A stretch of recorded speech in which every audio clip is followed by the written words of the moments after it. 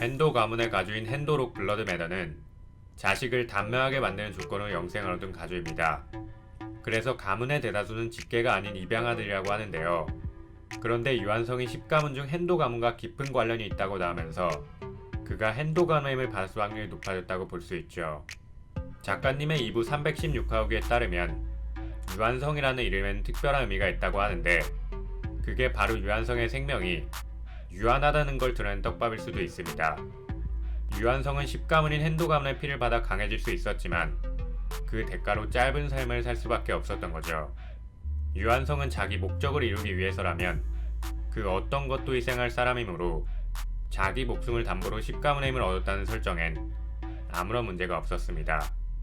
따라서 유한성은 신의 탑에서 단명할 가능성이 높아졌다고 볼 수 있는데요. 그는 얼마나 강해졌을까요? 우선 유한성이 하이랭커 자리를 거절했으니 기본적으로 하이랭커급은 된다고 생각하시면 됩니다. 그리고 자아드 처단부대 부대장을 놀라게 했을 정도라고 나왔으니 이 정도면 쩌리급 하이랭커는 아니라고 볼 수 있었죠. 또한 작가님은 유리가 탑을 올라간 시기와 유한성이 탑을 올라간 시기를 200에서 300년 사이로 동일하게 설정했는데요. 작가님은 유한성이 시험 감독관을 안하고 랭커 활동을 했으면 유리와 랭킹이 비슷했을 거라고 말했습니다. 유리가 초록사활을 회수하기 전에 랭킹이 500위쯤 됐으니까 유한성도 최소 500위권 이내의 실력자라고 보시면 될 것 같네요.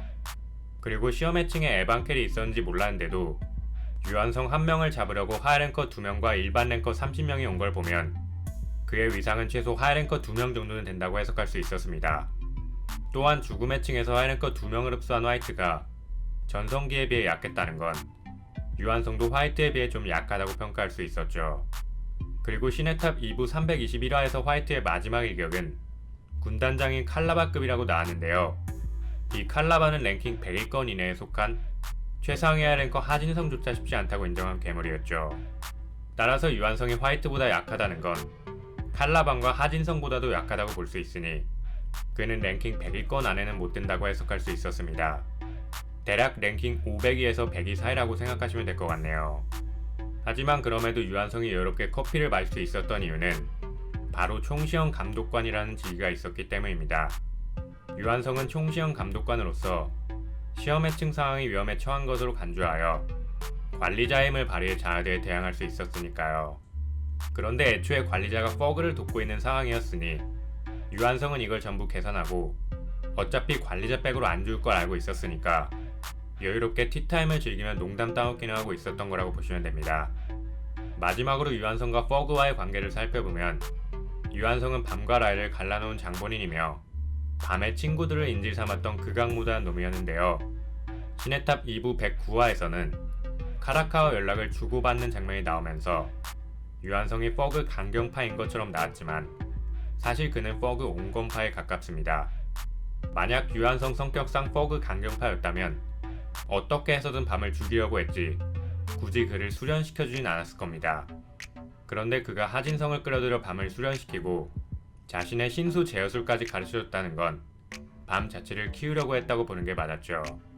어차피 무기로 만들 거였다면 딱히 밤을 가르쳐줄 필요는 없었으며 그냥 밤한테 가시를 전달해서 용광로를 들이붓고 그를 죽이면 끝날 문제였으니까요. 그리고 이는 유한성이 부위를 존경하는 듯한 모습이 나오면서 거의 확실시 되는데요.